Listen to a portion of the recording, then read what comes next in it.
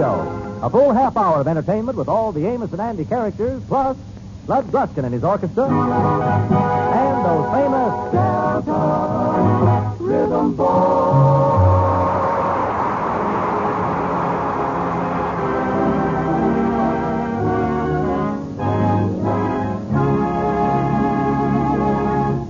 There comes a time in every woman's life when she decides that her home needs improving. That time has come to Mrs. George Stevens, who is currently in the middle of a tirade against her loving husband, otherwise known as the Kingfish. George, we've got to do something to improve the looks of our home. Why, just look at that sofa. It needs reupholstering. Yeah, well, that's going to cost too much money.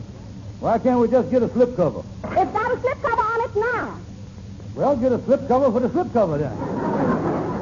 And in our bedroom, George, we ought to have a carpet with an old-side cushion. That cushion underneath sure does help an awful lot.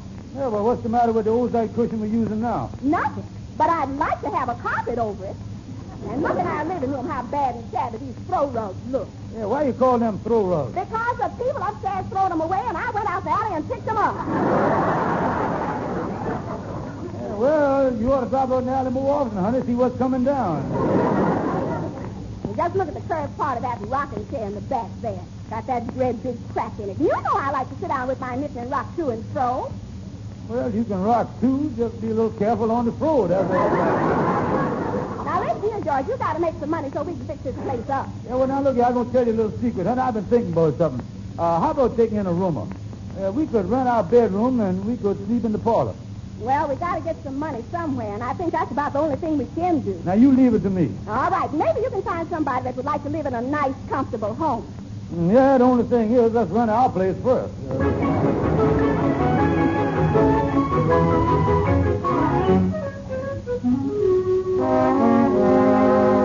So, like I say, Henry, me and my wife have decided to take a roomer in the house. That's a charming idea, Kingfish. The Stuyvesant Peabody's done that very thing themselves. It was quite an experience. Oh, it was, huh? Oh, yes. A very handsome man rented the room on the first of the month. And mind you, 5 days later, he ran off with Mr. Peabody's wife. Yeah, well, did Mr. Peabody go to the police? Oh, no. The man was paid up for a month in advance. By the way, Henry, do you know anybody that wants to rent a room? Well, let me see. Yes, I could get you the DePipesters. There's the cream of high society, you know. Well, we don't want but one person in the house, though. Well, come to think of it, your location is over 6 blocks from Mr. DePice's place of business. Yeah, well, 6 blocks ain't far. Yes, but it's pretty far for Mr. DePice to walk after a hard night setting up them pins in the bowling alley. Well, now, I want to rent a room to somebody that won't give us no trouble. But how about your friend Andy? You could get him to give up his room over at Sadie Simpson's place and move over with you. Oh, no, Henry. He'd never give up that place. He got his gal's telephone numbers written all over the wall there and everything. Yes, I guess the only way you could get Andy out of his room is by having the building tore down. Yeah, I guess, hey, Henry, that give me an idea. I believe I'll go over and see Andy. I wonder if he would pay his room rent on time, though. Well, your wife would be right there. During the night, when she goes through your pants pockets, let her go through Andy's, too. Yeah.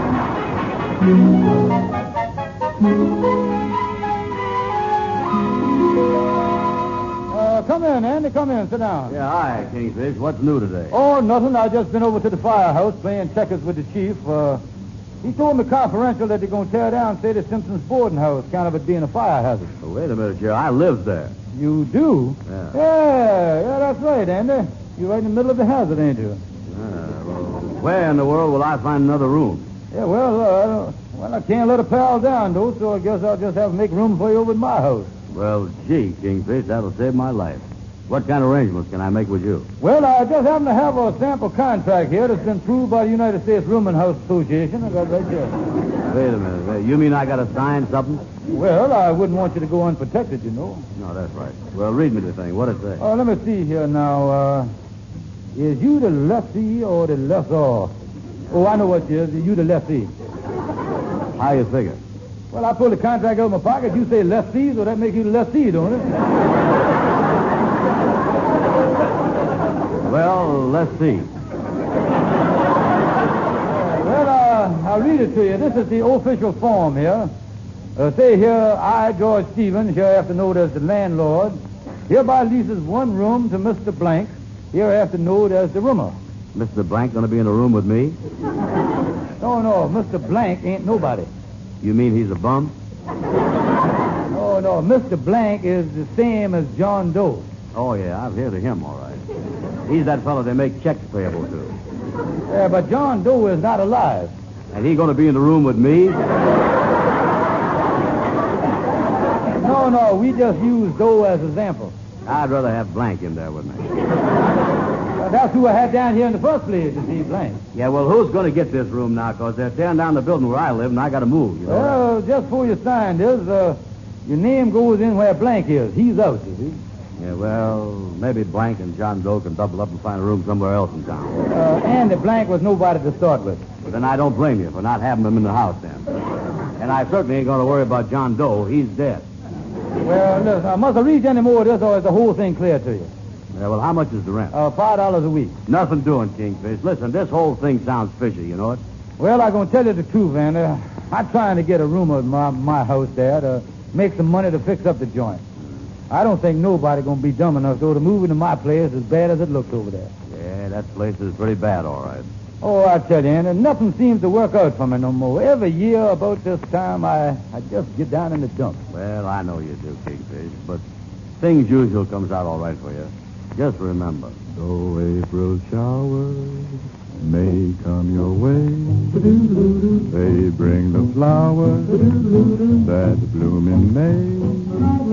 So if it's raining, have no regret, because it isn't raining rain, you know, it's raining violets. And where you see clouds up on the hill, you soon will see crowds of daffodils. So keep on looking for a bluebird and listening for his song whenever April showers come along. I'm singing in the rain, just singing in the rain. What a glorious feeling, I'm happy again. I'm laughing at clouds so dark up above. The sun's in my heart and I'm ready for love. Let the stormy clouds chase everyone from the place. Come on with your rain, I've a smile on my face. Walking down the lane with a happy refrain and singing in the rain. And where you see clouds up on the hill, you soon will see clouds of daffodils. So keep on looking for a bluebird and listening for his song whenever April showers come along.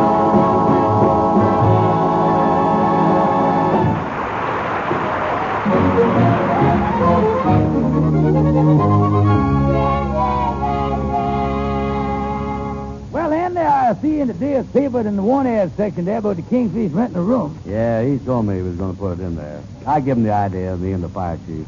Yeah, hit this right here. Cut it out. Well, let's read the thing. Let's hear it. Well, see here on the first line, room for rent in lovely home. Lovely home. You show that to Kingfish's ad?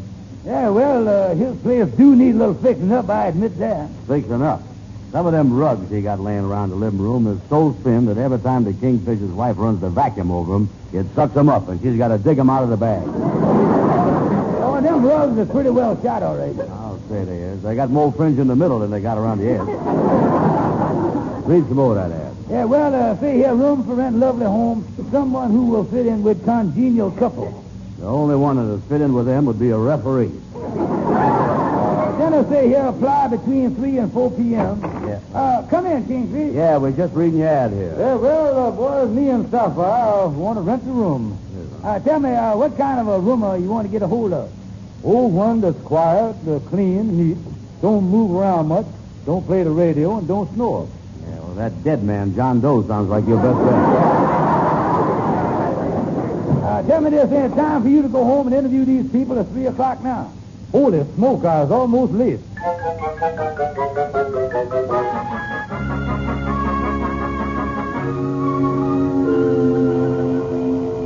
Sapphire, there's the doorbell now. Is the house all clean? The house is spick and span. Now, let's pick a good roomer so we'll all be happy here. Well, you lucky folks, look me over. Your new roomer is here. Folks, the only thing I gotta have is a stall shower. And when it comes to paying the rent, I use the sawdust. Well, you see, Mr. Me and my pal will be very quiet in here, won't we, pal?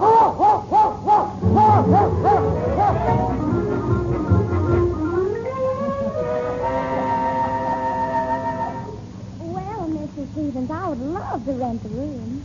You have a nice place here. You are such an attractive man. Sorry, but we have already rented a room, madam.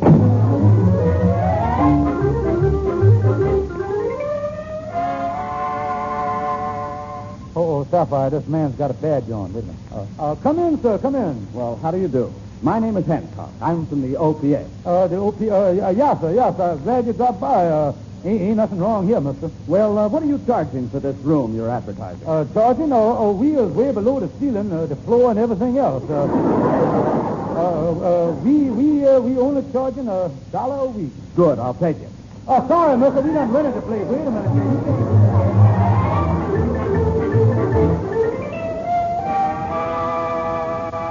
Well, Sapphire, I think that this girl here can have the room, can't she? It's all right with me. Oh, well, now, how about kitchen privileges? Kitchen? Yes, my sister tells me that I ought to have them. She has kitchen privileges where she lives over on Lennox Avenue, and she says I ought to have everything I want. Well, we'll work out something. My sister told me she's moving here. Yeah, well, if you want to sign a year's lease, you better do it pretty quick, because we're going to rent this place right away. Well, all right, Mr. Stevens, I'll sign the lease. Do you have a pen? Oh, yeah, there you are, right there. Oh, that must be sister at the door now. I'll get it. How do you do? Out of the way, please. I want to see my sister. Well, honey, how does the joint look? Oh, hello. This is Mr. Stevens. How'd it do? Well, I am pleased to make your... What goes, honey? Is the setup okay? Your sister here wants kitchen privileges. And she's going to get them, too, because where I live, I get them, and she ought to be able to do the same thing here that I'm doing where I am. And what? What'd you say, honey? I would like to know what is that. May I ask? You may, and I'll tell you. I got the privilege of hanging up my stockings in the bathroom, my unders in the kitchen, and my cottons in the living room, and I want my sister to be able to do the same thing. Yeah, your sister signed a lease with us, and I don't think that stuff is in the lease. We got OPA that'll take care of people like you. I've already signed the lease for a year. Then we got them just where we want them. Come on, honey, let's go get your stuff.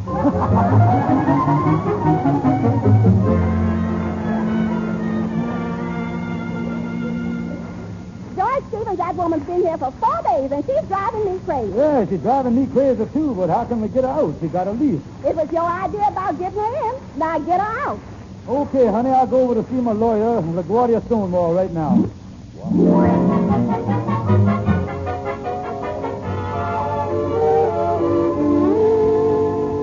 Well, let's see. This is LaGuardia's office right here.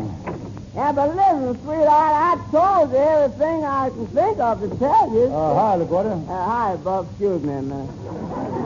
Now, listen, honey, now just lay the phone down. I'll talk to you in a few minutes.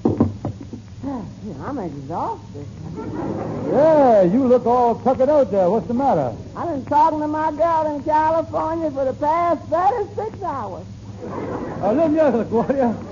I got a woman in my house that's mean, the woman is irritating, and the woman is making life miserable. Yeah, I know, Bob. I've met your wife. No.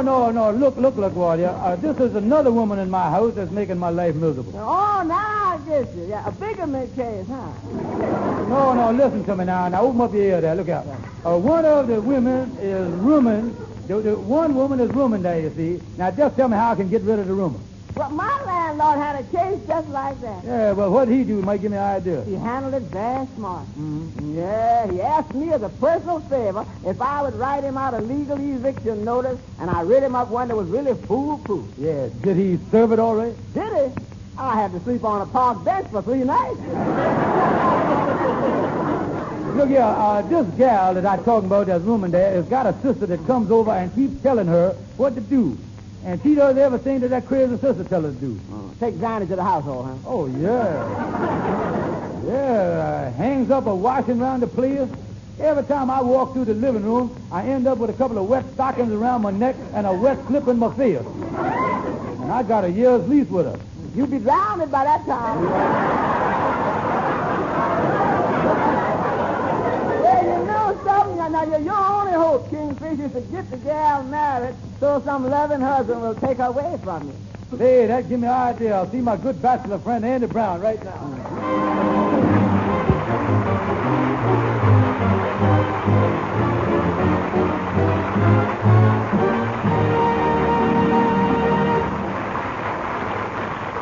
Necessity, that most unnecessary thing, necessity. What throws a monkey wrenching? A fellow's good intention. That nasty old invention, necessity.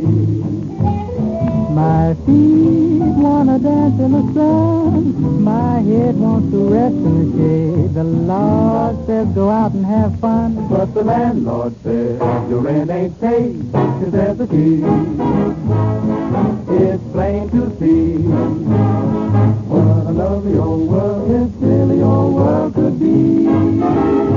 But man, it's all in a mess, account of necessity. Account of necessity.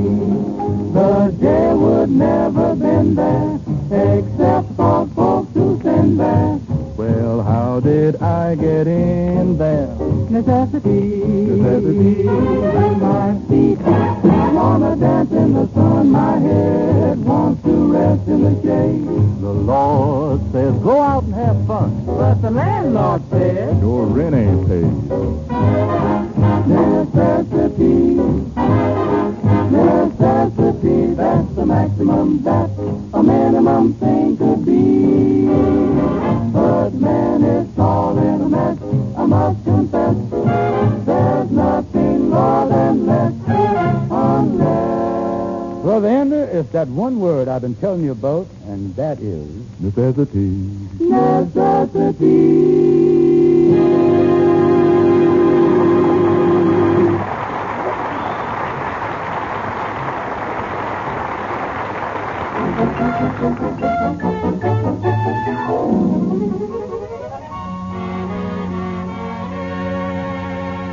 Hi, Kingfish. Glad you dropped in. Yeah, well, I've been thinking a lot about you, Brother Andrew. I knows how alone you must feel over here in your room. Yeah, it does feel that way sometimes. Andy, have you ever noticed that when somebody's in the room with you, you don't feel alone no more? Yeah. Why is that? Human nature, Andy, human nature. Yeah, you know, with a wife here with you, it'd be a wonderful thing. You ought to get married, Brother Andy. Why, Kingfish? Well, for one thing, when you die, it would be pretty sad without a wife. Just think of your funeral. You laying there dead, nobody to cheer you up, you see that? Yeah, I guess that's one time I need cheering up, all right. Yeah. Oh, every funeral needs a feminine touch. Nice wife around throwing flowers on your grave, something to add life to the thing, you know what I mean? Yeah, I don't want my funeral to be no flop. Oh, no. Well, I done thunk about getting married, Kingfish, but where would I find a gal that'd throw flowers and all that stuff? Well, now, there's a cute gal that's been living over at our house about a week. You mean that gal that keeps her wash tub on the piano? Oh, she's a darling, Andy. Well, she ain't bad. I see her at a distance, but that sister of hers would drive me crazy. No, Kingfish, I don't want to get married. I'm going to break down and tell you the truth, Andy.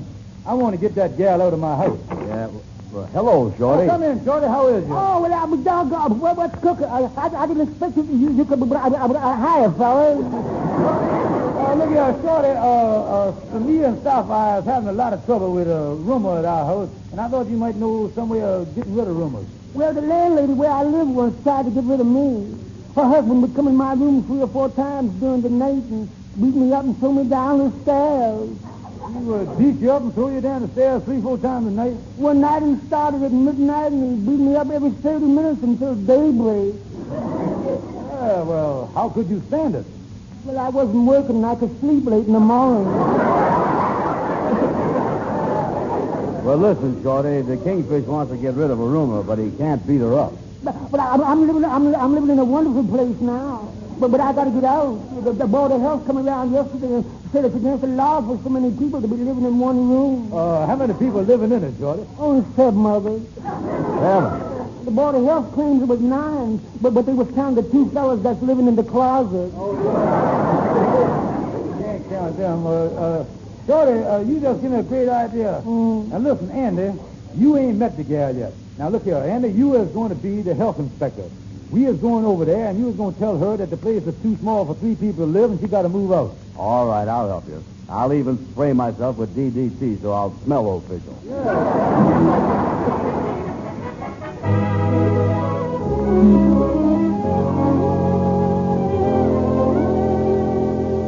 Miss Martin, shake hands with Inspector Brown of the Board of Health. Well, how you do? Pardon my white sterilized gloves. Yeah, you see, the health department insists on sanitary introduction. That's right. They don't want the taxpayers shaking hands with a germ. The Board of Health sent Inspector Brown up here to look over the apartment. Oh, is that so? Tell me, Inspector, what do you think of the apartment? Well, it's a very nice place, Mr. Stevens. Just the right size for a small couple. A small couple, but there are 3 of us here, Inspector, counting her. Oh, do you live here too, Miss Martin? Yes, I'm rooming with Mr. and Mrs. Stevens. Rooming here, huh? Mm-hmm. Miss Martin, that ain't good. Why not? You see, Miss Martin, an extra person breathing in a small apartment cuts down the oxygen in the room. Oh. And you being here all day uses most of it up, so there ain't none left for Mr. Stevens to breathe when he gets home. But I always leave the window open. That's even worse. That lets all the oxygen out, and they can't nobody breathe. I am sorry about the whole thing, Miss Martin, but we can't fight the Board of Health. They're the ones that pass the sanity laws. Yeah, that's right. I ain't got nothing to do with that sanity stuff. Us inspectors has got to protect the people's health and try to keep them alive till we can overcome the crowded conditions in the cemeteries. Excuse me, Inspector. You mean the cemeteries is overcrowded, too? Oh, yeah. Living conditions there is even worse than they is in the city. Really jammed up, huh? Oh, sure. I understand that Woodlawn Park ain't got nothing left but standing room.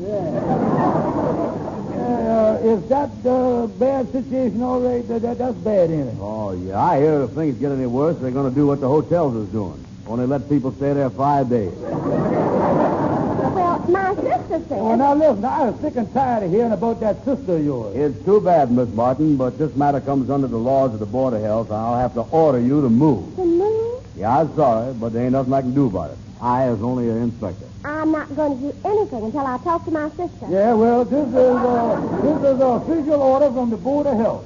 And for once, that big-mouth sister of yours ain't going to be able to help you. Well, I don't know why not. She goes with the chief inspector of the Harlem branch. Chief Inspector of the Harlem branch. Ha, ha, ha. So long, Kingfish.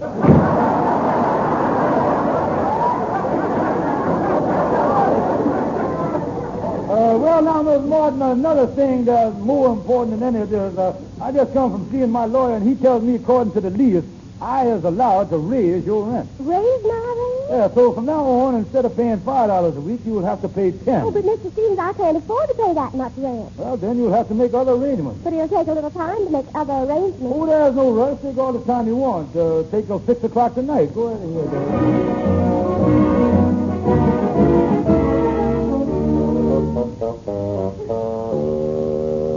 Well, don't worry, Sapphire, dear. I told Miss Martin that she had to make different arrangements. Oh, that's wonderful, George. We have certainly learned our lesson about renting a room. Now we can be alone at last. Yeah, I'll knock on the door and see if she's ready to leave. Pardon me for protruding here, but is you done made arrangements about getting out? Well, Mr. Stevens, my sister went out to find me a room. I'm waiting for her to come back right this minute because I just can't afford to pay $10 a week. Yeah, well, she can find a lot of rooms in town that... That must be my sister now. Will you let her in? Yeah, I'll get the door. How do you do? None of your business. I trust that you have solved your sister's rooming problem. I certainly has. I was moving in with her to share the expenses.